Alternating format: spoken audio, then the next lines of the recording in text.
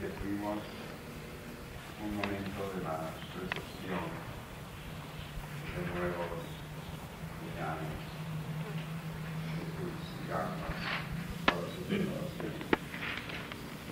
Y de los temas de la meditación que fueron expresados por una parte en la grabación y por otra en lo que fue instruido, quería dar el derecho a palabra por si hay alguna pregunta que ustedes quieran hacer. Si los temas tratados son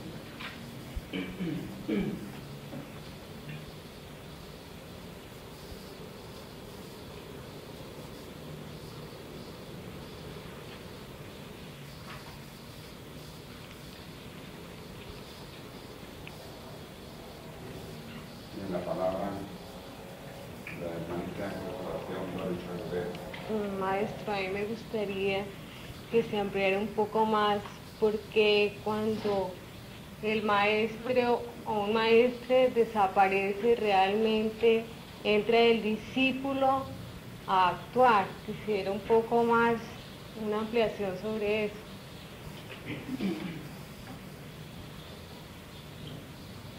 Sí. Evidentemente, mientras vive el maestro, es la etapa de conducción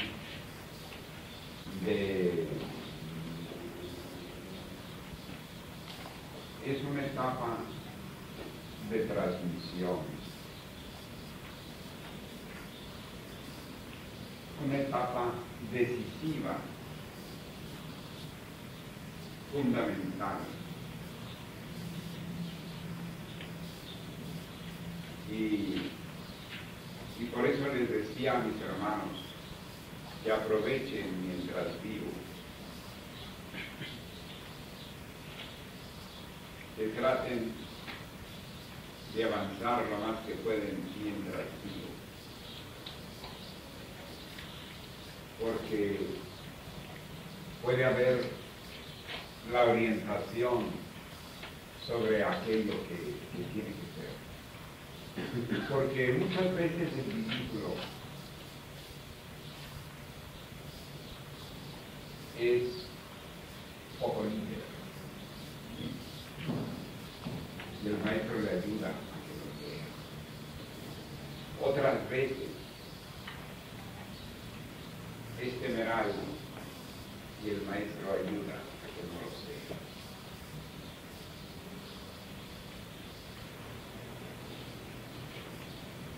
Otras veces es tardío y modesto y el maestro le ayuda a que no lo sea. Otras veces es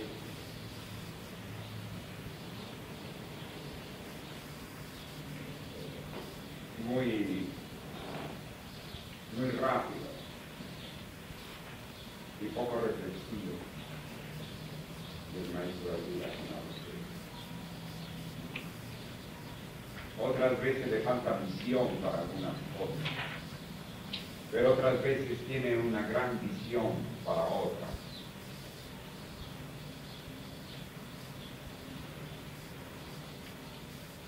Entonces hay aspectos.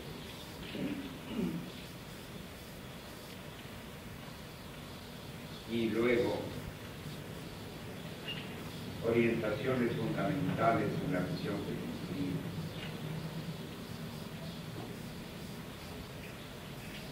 Mientras más alto llega el discípulo, más lo puede orientar el maestro.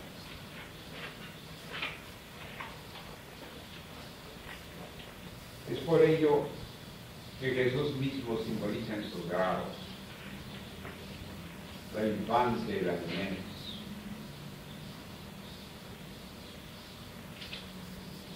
Porque cuando llega la etapa en la que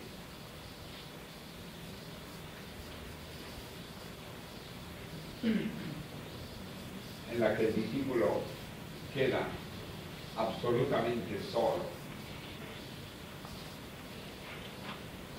Entonces, es una etapa en donde tiene que tomar grandes decisiones y afrontar grandes situaciones.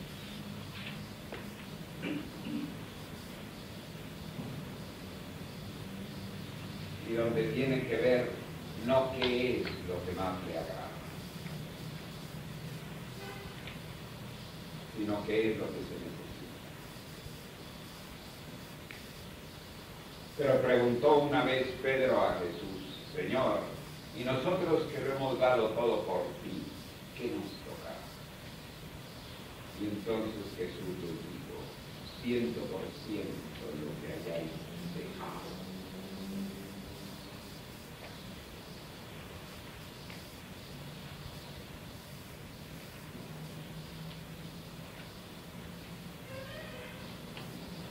Y eso es una gran verdad.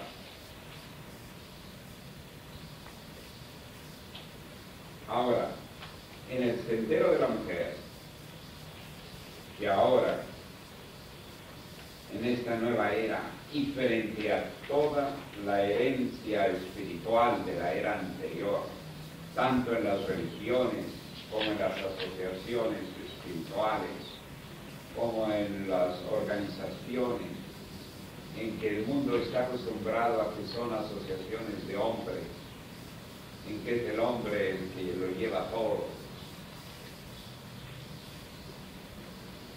El hecho de que la mujer entre también a la fe da una circunstancia nueva. Porque la mujer es altamente calificada en la nueva era, en su decisión. Lo que pasa es que también la mujer tiene que entrar a realizar su grado. Y eso cuesta. Porque era muy distinto, por ejemplo, la prueba está que el mismo hermano mayor Estrada, un ex y recontra ex discípulos de la horizontalidad, ellos están convencidísimos de que la mujer apenas puede alcanzar a llegar al segundo grado. Y piensan que ni en segundo grado pueden cruzar con él. Claro que cruzar el segundo grado es el grado más difícil de todos, porque es cuando se entra al gran arcano.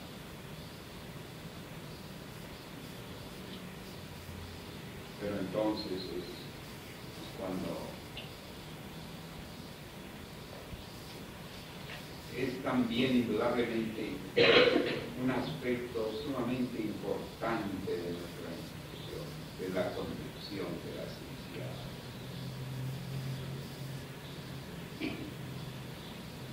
La conducción de las iniciadas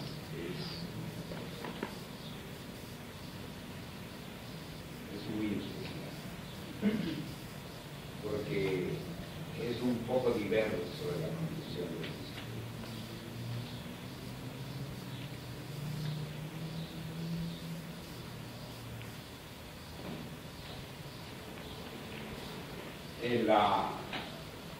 en la sociología no tenemos mucho antecedente para la conducción femenina.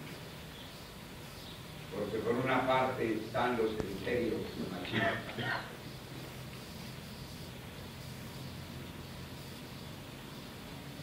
de una cultura predominantemente machista durante los 1000 años.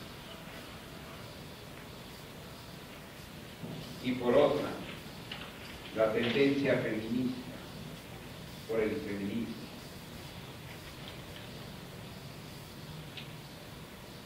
Y que tampoco es exactamente orientadora para la iglesia. Porque generalmente se defienden los derechos de la mujer desde un punto de vista sociológico, que no son tampoco exactamente. Porque, por ejemplo, tenemos la palabra querer en el gran arcano, que es querer la justicia mediante el sacrificio. Y los movimientos feministas, precisamente, propenden a lo contrario, porque la mujer ha sido sacrificada por la justicia del hombre. ¿Comprendes? Entonces, es uno de las tareas más, y por eso trato siempre de orientar a mis queridos discípulos en el trato con las hermanas.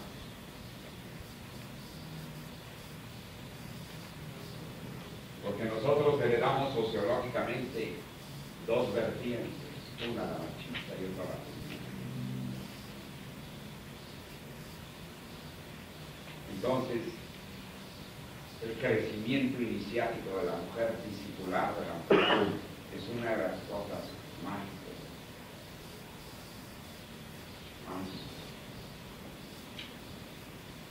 recuerdo que fue de las cosas que a mí me preocuparon más de lo que dijo ese día. Yo le hice esta pregunta a él.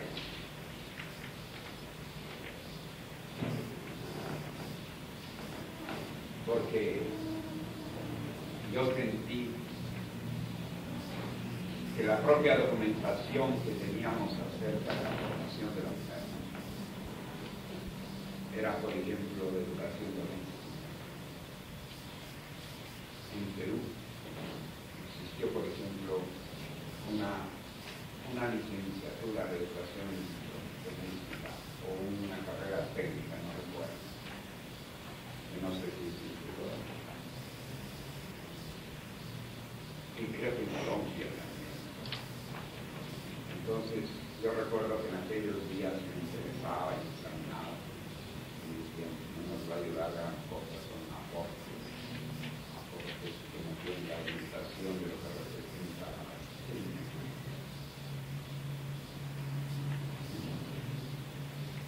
Más bien era interesante observar lo de algunas mujeres muy destacadas en nuestro mundo contemporáneo, como Golda Meir en el campo químico,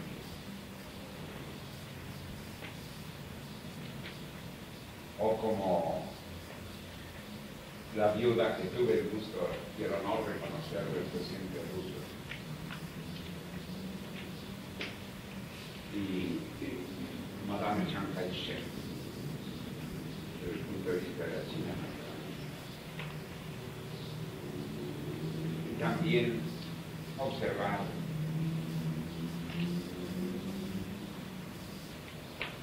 este es un campo en el que todavía no he entrado a enseñar mucho, porque mis hermanos, queridos, mis discípulos, en este primer año de Éxodo, estamos mirando la expansión en el segundo grado de Gaia.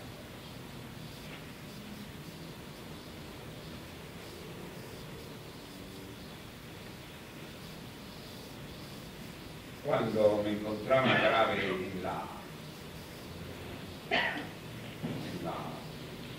el Hospital Magallanes, que fue cuando vi de cerca el peligro de vida. No solamente pensaba en todo lo que tenía del Zulema maestro y que había de cumplir, sino recuerdo que me dije a mí mismo, una mujer.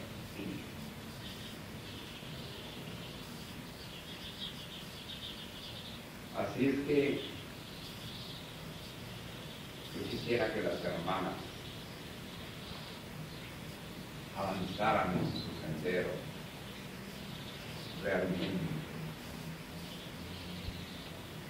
y que no miren las cosas como un medio.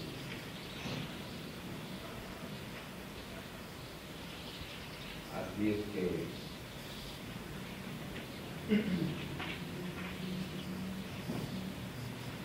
volviendo a tu pregunta, a la desaparición del maestro, podríamos decir que era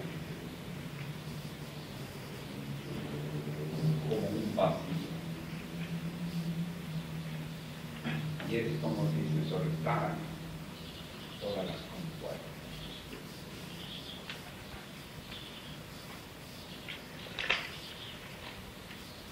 Como si se soltaran todas las compuertas. Como se disparaban distintos hermanos, distintos en actitudes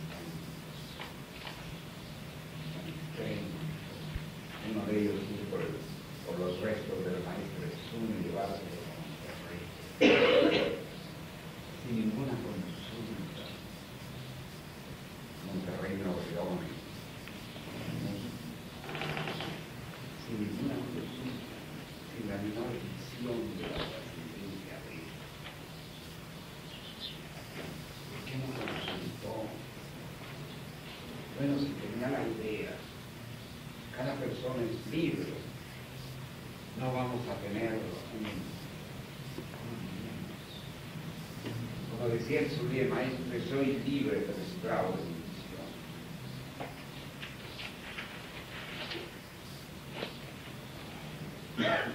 Pero, ¿por qué no consulta? Si estábamos trabajando tan especialmente, si trabajamos tan especialmente la tumba de mi maestro, yo hubiera propuesto a ese hermano que podía haber sido trasladado los restos a la tumba también junto a la tumba del maestro, y hubiera sido, yo pienso que un reforzamiento al posible peregrinaje, por lo menos de la gente de Europa, de los visitantes de Europa, un motivo de acercamiento mayor a la tumba del maestro. No se las compuertas se abren. Yo a Madame Couchet, donde había estado el primer maestro, probablemente sus últimos 7 u 8 años. En lugar de merecer toda la atención, toda la finura que representaba una persona tan encantadora como era ella, tan fina, era ligeramente lastimada de los pies. Sobre todo cuando no hubiera sido ni encantadora ni fina, era la persona que había estado cerca del maestro en sus últimos 8 años. Hubo quien llegó a cuántos días, a ver, con permiso, voy a meditar aquí donde estuvo el maestro, por poco lo empuja con la puerta. Entonces, como reacciones, unas de desesperación, otras de anhelo, otras de libertad, otras como de que cada quien se dispara.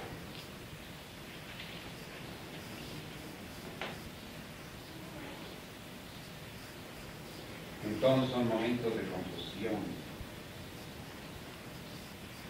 donde hay que tener la visión de lo que es.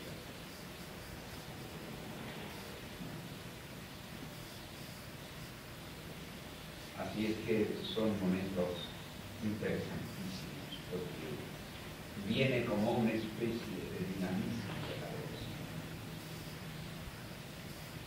Pero un dinamismo que es perfectamente excelente en su raíz, porque probablemente hace que más afluya en nosotros.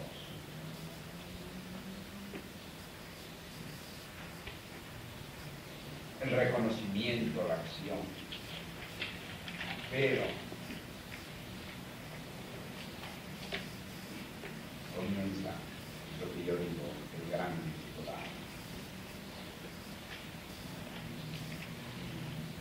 así tenga uno el grado que tenga.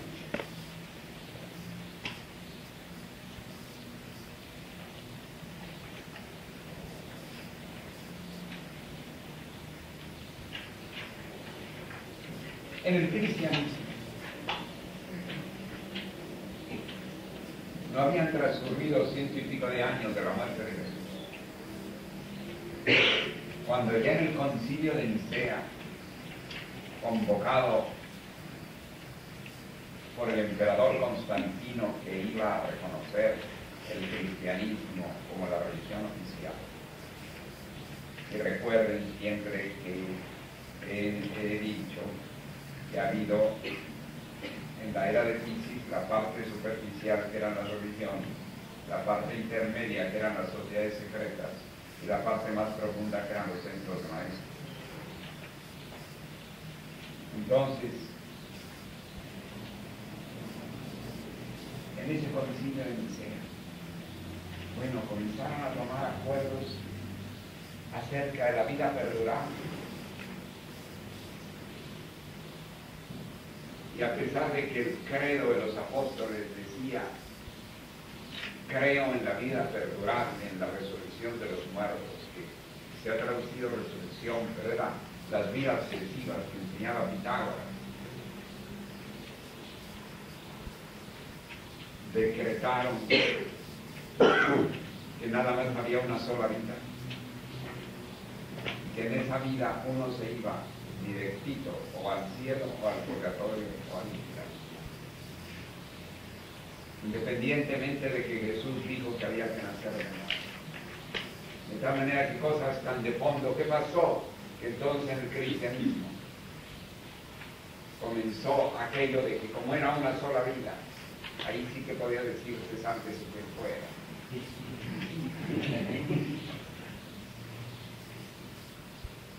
Tal vez quien pueda, ya, hasta que culminaron en la Inquisición, aquí a triturar los huesos a los pobres, que ellos consideraban derechos.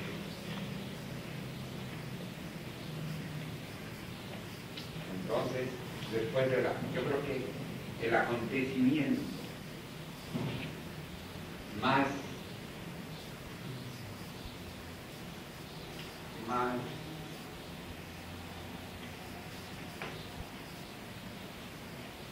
de consecuencia que hubo después de la muerte de Jesús fue indudablemente el concilio de Nicea. Hizo otra cosa. Lo único bueno que hicieron fue mandar a los 70 a hacer la Vulgata a Grecia, donde había estado el cristianismo helénico y los primeros centros de maestros. Por la acción de Pablo y del cristianismo helénico, con duda, Felipe y Bartolomé. Pero aún así hicieron a un lado el Apocalipsis de Pablo, hicieron a un lado una serie de enseñanzas muy propias, actitud muy propia de la era de Cristo. Yo pienso que debe haber un gran respeto por la continuidad de los hermanos que han tenido labores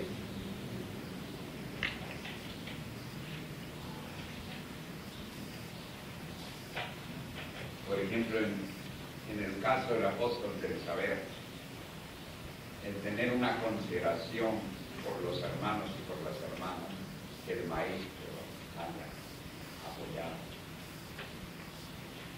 porque han dedicado de alguna manera su vida. Es como, por ejemplo, ponía el ejemplo en el otro día de la magnífica colección de obras, de documentos y de trabajos que ha hecho el hermano Gaspar Juan José Cigalá acá en San Juan. Es realmente un tesoro en muchos sentidos. Entonces, yo le he pedido a él que se organice un centro de documentación. Entonces, lo veo respetado porque el maestro ve que hay un trabajo valioso, no querer llegar después. Yo creo que ese centro de documentación es para un tal forma, en tal otro punto, muy bien, puede acrecentarse, pero siempre tomando en consideración persona, a quien he estado a cargo de ella, con todas sus cualidades, con todo lo que no sean sus cualidades, con las limitaciones propias de su época y que después vendrá una época en el avance de la era incomparablemente mayor. Pero el respeto, la consideración para las vías constructivas, eso que creo que se va a dar en nosotros, porque por algo estamos comenzando el discipulado modelo, porque lo que nos dejó el maestro como vínculo fue el discipulado. Y por eso es que en el fondo de luz son las líneas generatrices del discipulado. Y nosotros actuamos en función de un discipulado, las cosas se van a conservar. Y no quiero decir, yo sé que los discípulos no van a ser personas cerradas que no acepten el mejoramiento de las cosas y sus posibilidades, pero que se tome en cuenta también a quienes las han vivido, a quienes han sido autorizados, a quienes han sido reconocidos.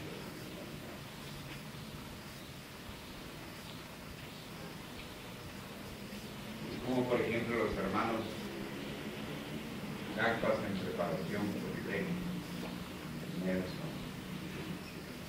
Ellos han trabajado las escuelitas libres en la rama del arte de una manera excelente. Esa experiencia tiene que tomar en cuenta, tiene que ser garantizada, tiene que ser un lugar de consulta. Es decir, son los valores que va dejando la secuencia del maestro por el reconocimiento que hay en la vida.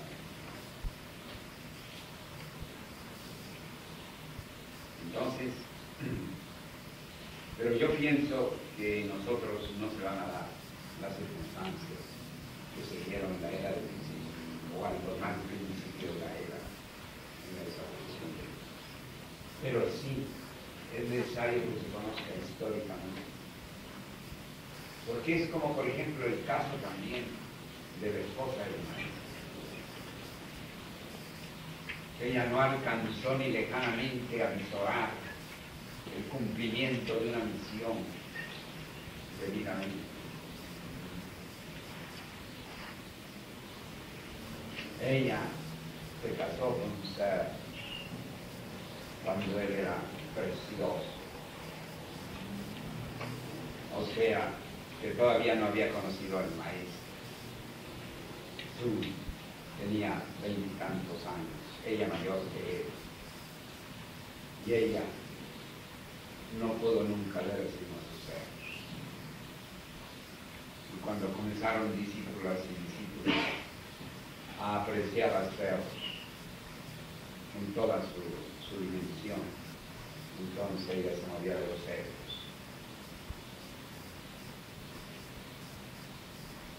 Y hasta la fecha. Y lo que comentó el maestro es pobre Luisa cuando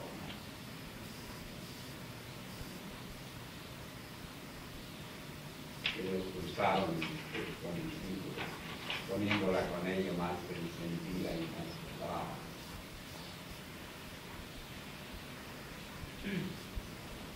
Entonces, más bien cuando llegada era matar, probablemente las situaciones se dan en sus extremos. Por eso es que la preparación para el avatar es muy fuerte a través de las eras.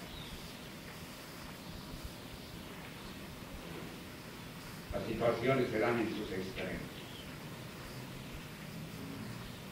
Pero por eso es también interesante acotarlo históricamente.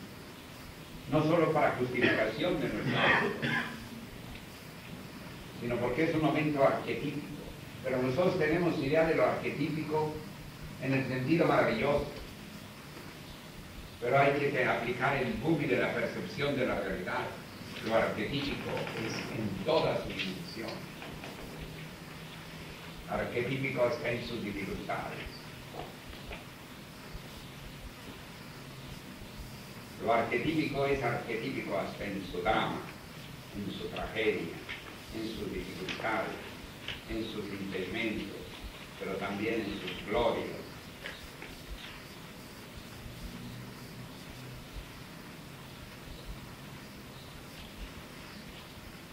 Siempre vemos en un diccionario, por eso es que en los colegios iniciáticos, yo no sé si con el tiempo tenga que hacerse un vocabulario un poco diferente de lo que tienen algunos diccionarios magníficos a los cuales no les podemos prestar autoridad. Porque los diccionarios enciclopédicos y muchos otros diccionarios son hechos por hombres sumamente cultos, con grandes detalles. Yo creo que los mejores diccionarios son los ingleses.